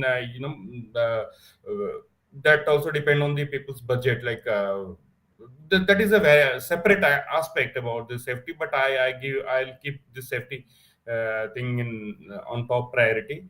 So these were few of my picks. And being a driving enthusiastic, as I said, like when I drove initially I was driving a petrol car, and diesel are always fun to drive cars. So my second choice of option, diesel, was only that was the reason. It gives pure driving pleasure. So maybe other can say their points. So another point I want to add on top of whatever Sandeep said, like, see, petrol and diesel, which one to take? That is the biggest question, and Mm. I also had the similar problem actually. So I really, whenever I have driven any diesel car, it just kicked basically. Like, you'll feel that special power and special that kick off basically. So that is really, I mean, it will just I mean, blow your mind. So that is one thing. But whenever you are going to drive a petrol car, you might get that initial pickup, but obviously that turbo, it was not there when I purchased. But nowadays in petrol car also, they are not thinking about all the mileage and all those things. They are giving turbo. So in that way, basically, nowadays the petrol car also became the rocket, basically, whatever you are. So as I was mentioning, like, nowadays my favorite car is Vertis. I have seen. I mean, that looks is really nice. Space is nice. German car. It is. It has the 5 star and has lots of ground clearance, and they are having the 250 nm of torque basically, which is kind of too much for a sedan. Okay, so you can literally fly with that one, that particular car. So yeah, that is my personal favorite. So I am not going into more details, but that is what it is. So yes, when I purchased, so that time it was clearly, it was mentioned like, if you are if your daily driving is kind of 50-60 kilometer, then you should go for diesel car. Anything lesser than that, you should go for petrol car. Okay. And as I mentioned, like, I never drive much in the city, so I never take my car to office, to be very honest, until unless there is a very kind of your get out, or I mean, kind of your what it say, like, outing or anything is there. I never take my car to my office. In the rainy season also, I keep a raincoat, and I just ride my bike, that's it. It's So common choice of most Bangaloreans. yeah, that is, no, not like that. I mean, lots of people are driving, they love driving their cars actually in this traffic also. They got, Seriously. But I yeah. echoed you. Even I prefer my bike in city traffic over car. Yeah, true, that is the reason. So that is the thing. I mean, if you are staying I mean, at least 30-40 kilometer away from your office, and if you are daily driving, then you should go for a diesel car. I mean, there is no other option. But there is a point nowadays, people are saying like, soon the diesel cars, it is going to be banned, or they are saying like, within a 15 years of time span or 10 years of time span, you might need to demolish your car and need to get a new one. So these kind of rumors are coming nowadays, so that is kind of alarming. But apart from that, both the cars are having their own charm, and it is pretty much simple. Like if you are not driving daily, go for a petrol car. It is good because easy to maintain, and I mean the service cost, it is going to be less, and it is easy to ride, I mean drive also. So that is the thing. So yeah, that is what is the another point I wanted to mention. That's right. And So that we can segue into a very key aspect, and it's also mentioned in our title today for the show. That is EVs versus ICE versus hybrid cars, right? And Abhishek, you just touched upon that there can be legislature that can. I mean, there are also news that the United Kingdom has banned or is going to ban these cars very very soon, and most countries want to move into like an EV kind of a setup by 2030. So I want to ask this question to Diprada, right? Between EVs, ICE, and hybrid. Now, Sandeep has told us about the sort of checklist to buy cars in 2023. I want to ask you that should someone consider EVs right now, or it's okay to buy a petrol and diesel or something else in between, which is like a hybrid. What do you say, Diprada? Nilanjan, I mean, as Abhishek also mentioned, so right now the governments and people are more focused into more of a sustainability, okay? And focusing into that, you would have seen most of the brands, they have already stopped manufacturing diesel vehicle, okay? And maybe in another like 5 years or 7 years or 10 years down the lane, the at least for the consumer segment, the diesel will not be available. You would have already seen that in Delhi they have banned the all diesel consumer vehicles. They are not allowed to fly, and mostly the direction that we are looking, or the governments are looking right now, maybe 5 years or 7 years down the lane, they will ban the diesel vehicle completely. And with that, we would be left with only two options. So definitely one is your petrol, okay, because most of the brands are now only promoting or doing more research studies, upgrade, providing better engine, all focused to petrol. So we came up with BS6. Now for this year they have launched with BS6.2. So basically they are doing a lot of developments. They are installing catalytors in the exhaust so that the pollution is less, and those are keeping up with the with latest government norms, okay. And maybe in future, yes, it will be only the petrol and EV would be there. So diesel will might get obsolete, and will not be available for the people, maybe 5 or 10 years down the lane. But if you talk about right now, I will say that EVs are not that matured enough to in at least people who loves to drive, loves to go for long drive, like Sandeep, Abhishek, they're doing long drives and all. So if you're that kind of a person, or especially if a person who takes out the car only for highways, long drives and all, so I think the best option is only the petrol, because EV is still not matured at that stage. And coming to the infrastructure, we do not have that kind of infrastructure available right Correct. now, okay. That is one. And not just talking about out of the city or highway, within the city also we do not have that kind of infrastructure still, Right. okay. I'll just share one experience that my friend had, okay. So he just took out his car. He has a EV, so he took out his car, and he was in this Pune. And he went to charging. There was a charging station was that. He went there, and he tried to charge his car was almost ran out of the charge. So he tried connecting charge, and it was raining heavily. And because of heavy rain, there was a lot of power fluctuation. So because of the power fluctuation, so his car, it took almost like close to 3 hours, 3.5 hours just to charge up to 20%. And it was getting frequent disconnection, because of the inconsistent power supply and due to a lot of fluctuations. So these are the kind of challenges we would face if having in a metro city, or within a metro city, okay. You have a charging station, but you do not have a proper power source or a consistent power, electric supply to charge your vehicle. So I will say that EV is the best option is yet to, it would take at least maybe another 15, 20 years to for us to reach into that kind of a mature stage where the power supplies, and and not just that, adding to that, at this point of time, maintaining, which is basically an after sales service, or the ownership cost of a EV is also very expensive, because the major part, the major component of your EV is your battery, and the batteries are very expensive, and it is not something very very budget friendly. Okay, so I mean, people would have heard, there was an article that a person had an Nexon EV and he had to replace the battery. The cost of the battery was 7 lakhs. Would you like to pay a 7 lakhs for a battery? So if you can consider from a long term ownership, if you spend a 7 lakh, or maybe another adding 2 3 lakh, you will get a petrol car right now. Would you like love to keep spending 7 lakhs over, like and this batteries has a very less life shelf. So 2 years, 3 years, max 4 years, and drastically after the more older it becomes, your range drops drastically.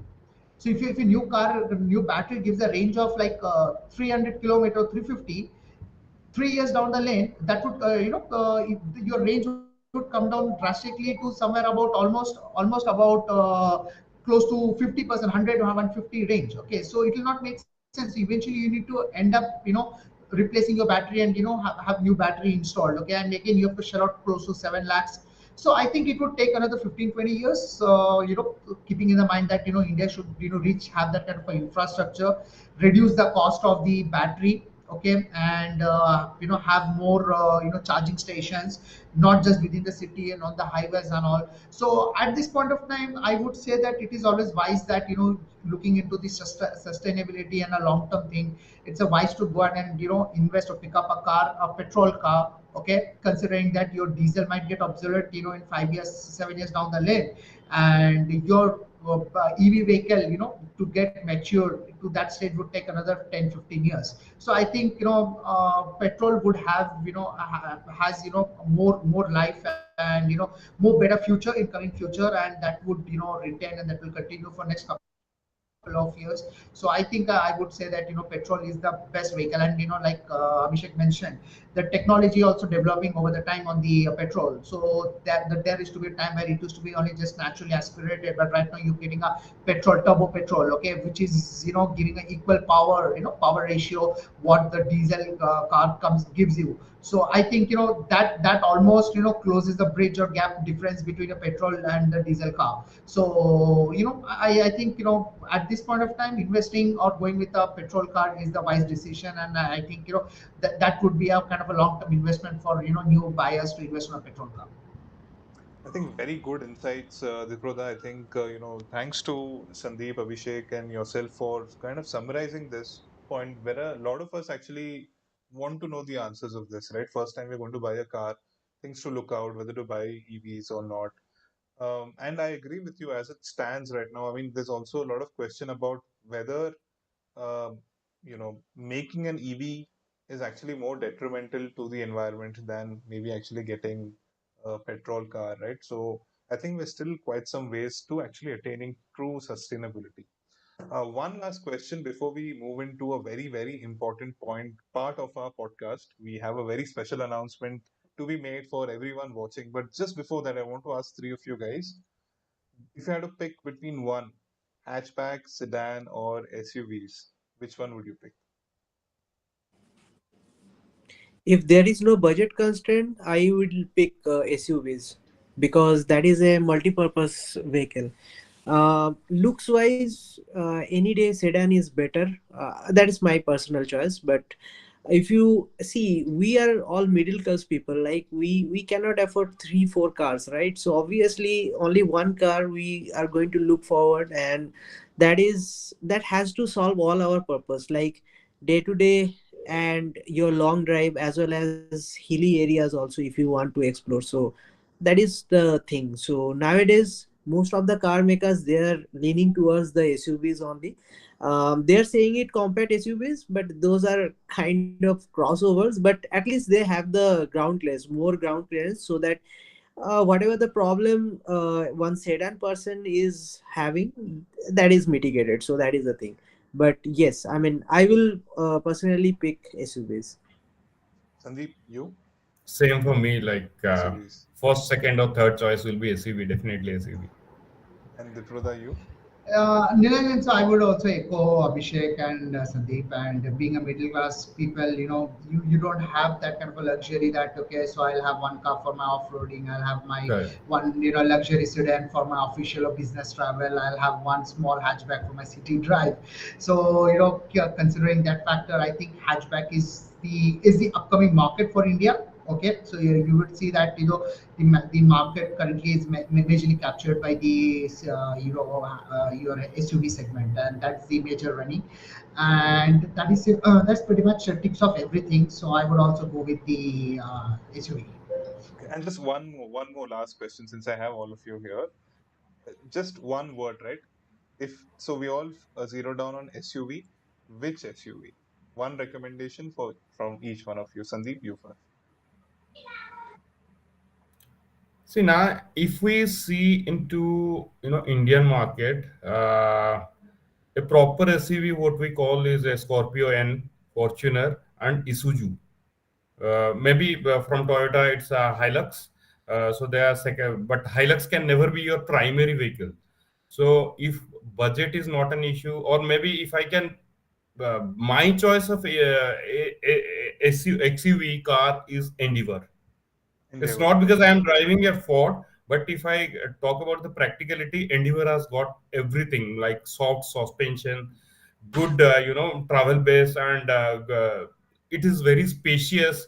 And if we compare to parts, also it kind of cheaper, not cheap compared to Toyota, but definitely yeah, Ford's part is gone where those icon days when the parts used to be very costly, but Ford parts has come down. But again, same thing. Like unfortunately, Ford left India. Yeah. Abhishek.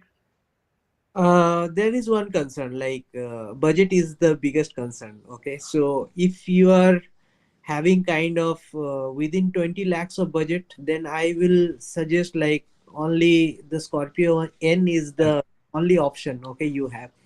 If you are having a very good budget like till 40 lakhs, you can easily go for Isuzu, or then you can go for the others luxury brand also. You can go like the XUV 700 also, it comes.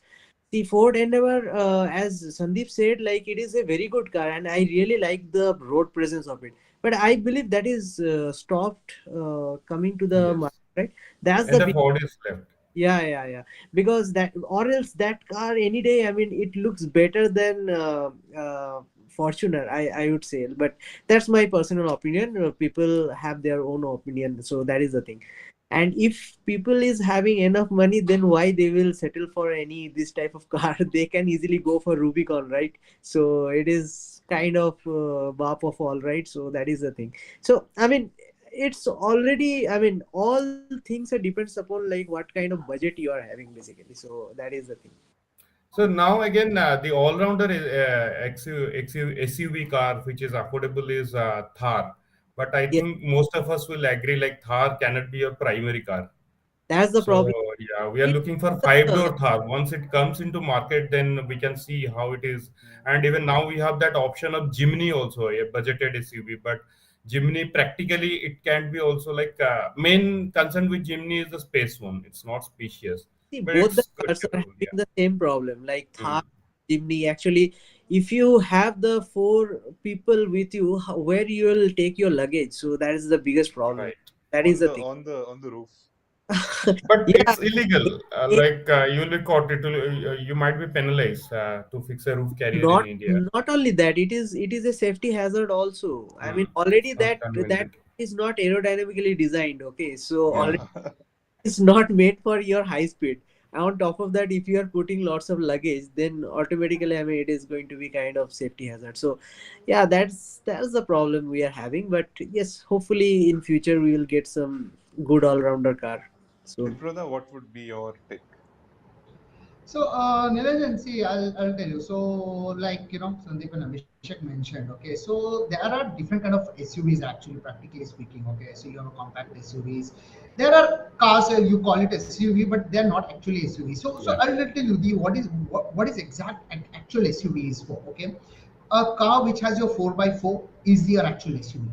Okay, so that's like designed for your all terrain. Okay, so you can just take it anywhere. Like, like one of the best car that I feel, a proper SUV, I would say, I wouldn't say budget segment, but yeah, I mean a worthy SUV is a Jeep Compass. Okay, when you go with 4x4, or for the matter Thar 4x4. Okay, so those are actually proper SUVs, all terrain vehicle. So SUVs is meant and designed for all terrain. Okay, you don't have to worry about it. Okay, so those are the things. But again, so budget is something, a factor which always falls, because there are a lot of cars. I mean, you have a budget of 50, 45, 50, 55 lakh. You have your Jeep Meridian, you have a Skoda Kodiaq, you have your Fortuner, you have a lot of options. Okay, but if you have in a budget constraint, you definitely don't get a proper SUV which is a 4x4, because a basic 4x4 will cost you at least for 40 and above. Okay, so you will not get anything less than that.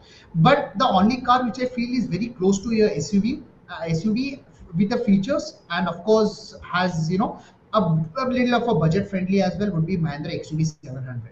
So they have this all-wheel drive feature. Okay, so see, all-wheel drive and 4x4 are totally different Different, yeah. technology. Okay, it's a totally different technology. A lot of people think that 4x4 and all-wheel drive are the same technology, but no, it's not.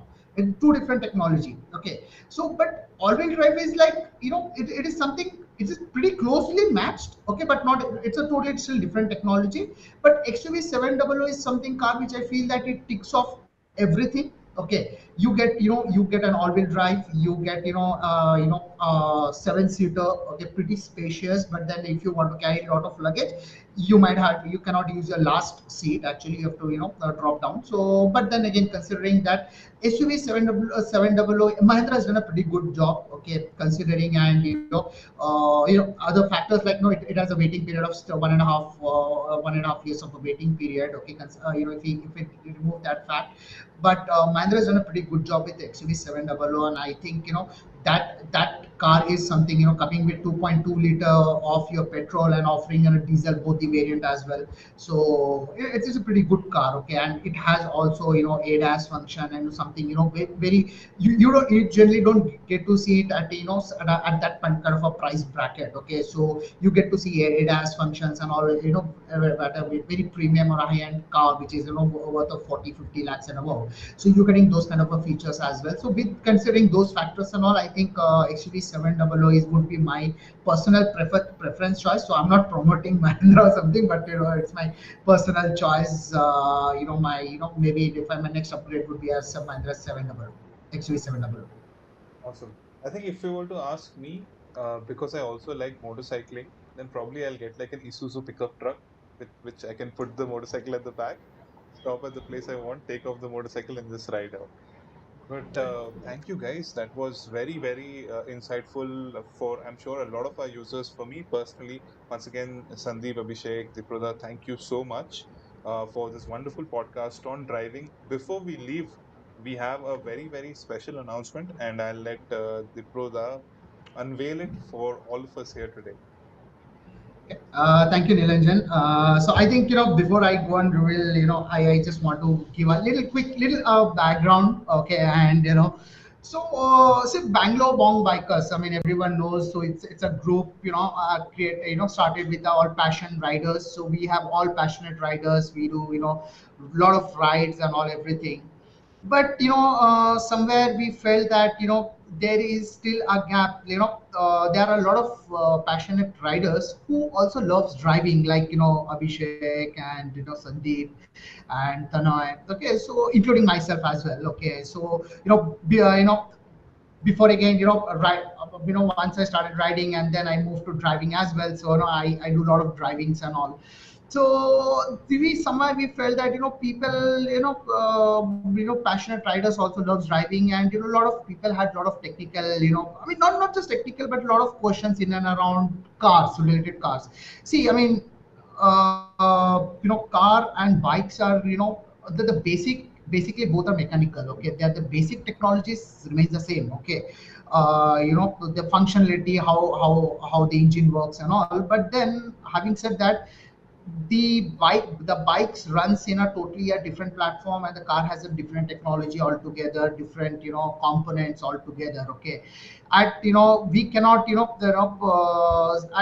we cannot say that both the bikes, the things that we use it in bikes can be used in cars. So both has a different set of technical challenges. I would say technical challenges. You might have a different technical challenge in bikes, and you will have a different kind of a technical challenges with cars as well. Okay, so somewhere we felt that a lot of people has a lot of challenges, questions with relates to cars, and people are as planning to go for a long drive with their families, and they wanted some opinion suggestions. New buyers who wants to buy a car. There are passionate people, drivers as well, who loves to upgrade their car, make some modifications and all everything.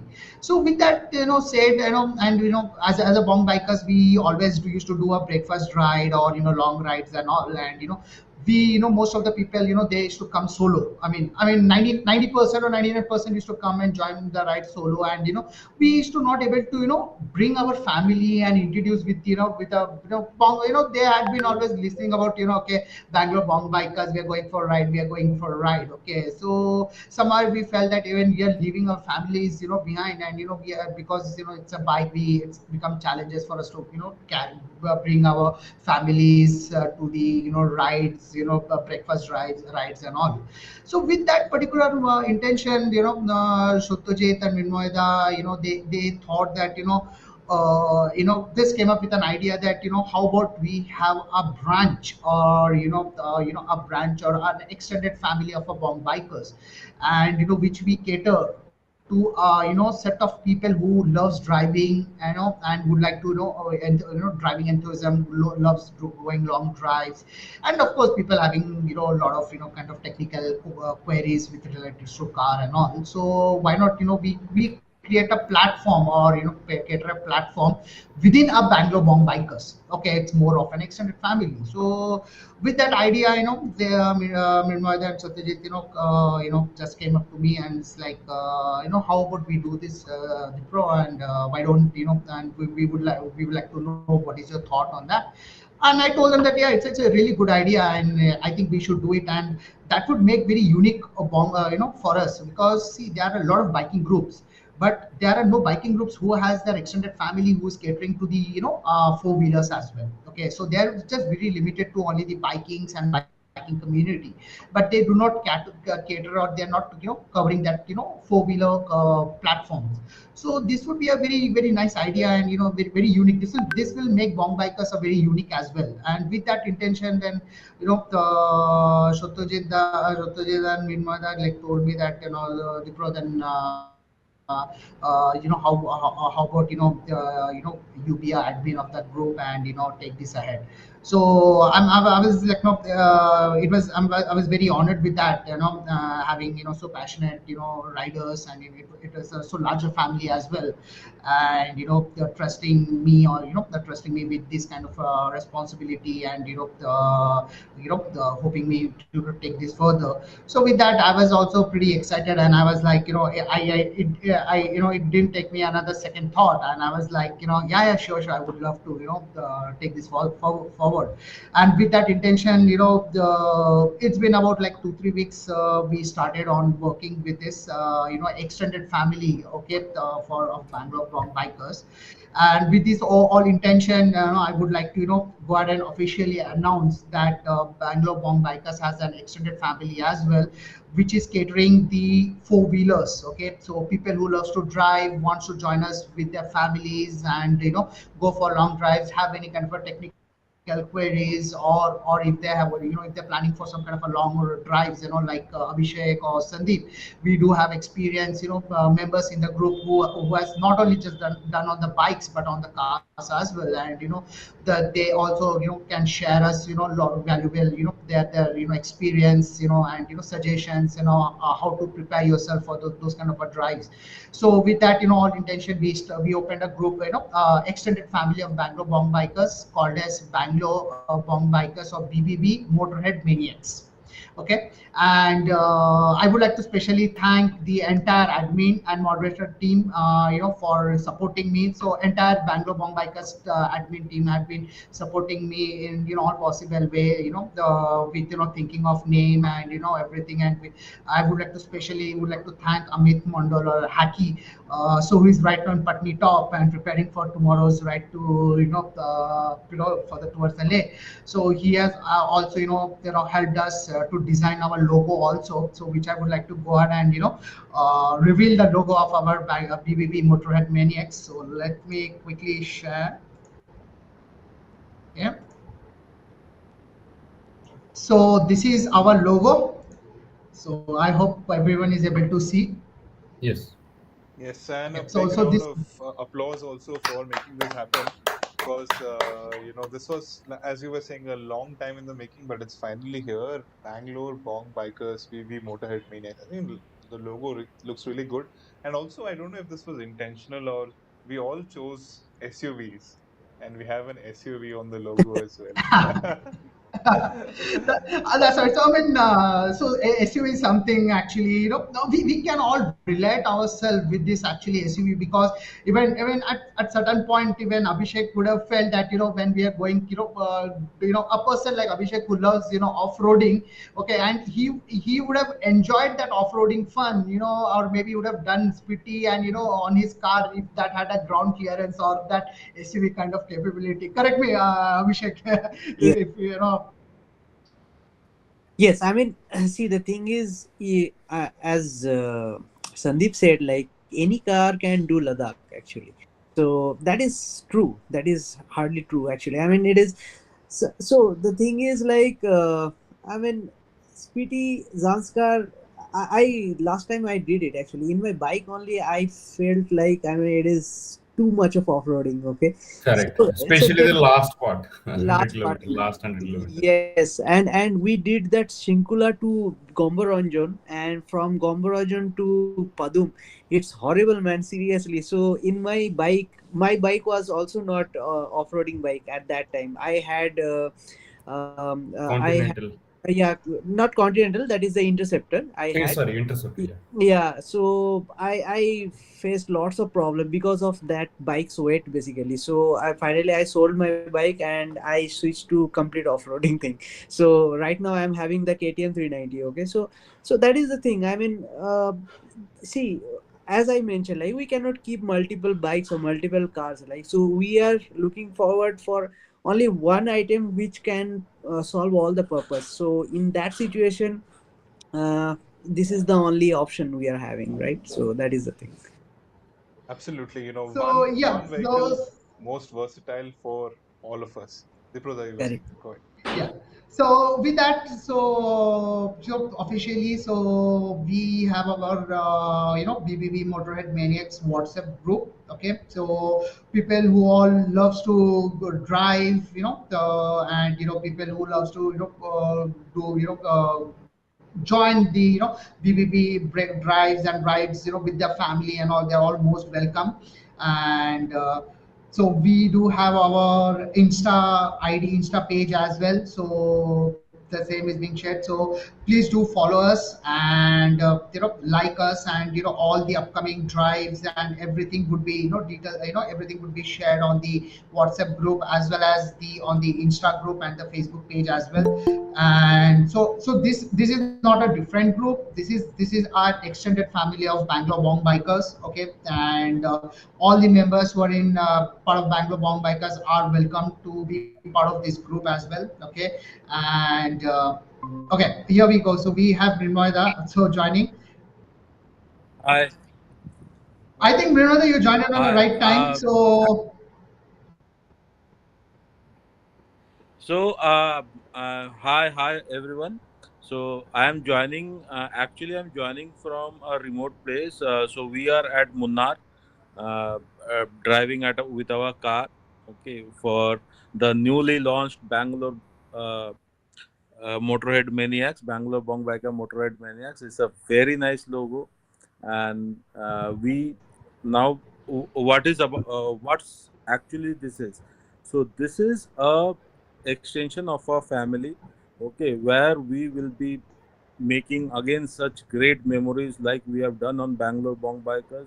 We will make this family more bigger, and now we are open for all the uh, four wheel lovers, those who go and explore places. So this is something we are very much excited about. We have started a small, we have done a small journey. Okay, only I think one ride, and we are planning certain big rides, and we have very eminent, travelers like Sandeep, like Abhishek. Okay, uh, they have scanned India with their four wheelers, with their love, like anything. So that's it. A Bangalore Motorhead Maniacs is something which we are looking forward to. Yeah, Dipro. Thank you, Thank you, Mrinmoy. Thank you Mrinmoyada. so much. Indeed, like Abhishek and Sandeep, when I look at the YouTube channels, I get reminded of Marco Polo. This is they're like the Marco Polo Yeah. of Bangalore Bong Bikers. They're always on some or the other expedition, creating a lot of content. One thing that we could not discuss in detail today was about content creation while on the move. But I think that serves as a great topic for another podcast the next time we are back here together on the Bangalore Bong Bikers podcast. Once again, I'd like to thank all the panelists today here, Sandeep, Abhishek, Viproda, Mrinmoyda, for making this happen. And I'm sure our viewers found all that we discussed today interesting. Uh, of course, some things we couldn't cover, but there's also always another tomorrow, so we'll take it up over there. Thank you guys so much for watching the show today. Hope you all liked it. I wish you all a great weekend ahead and see all of you guys in the next one. Till then, this was us, Bangalore Bikers, signing off. Thank you, Thank you. Nilanjan. Thank you, everyone. Thank you, Thank you. everyone. Thank you. Bye bye. Good night. Good night. Bye. Bye-bye.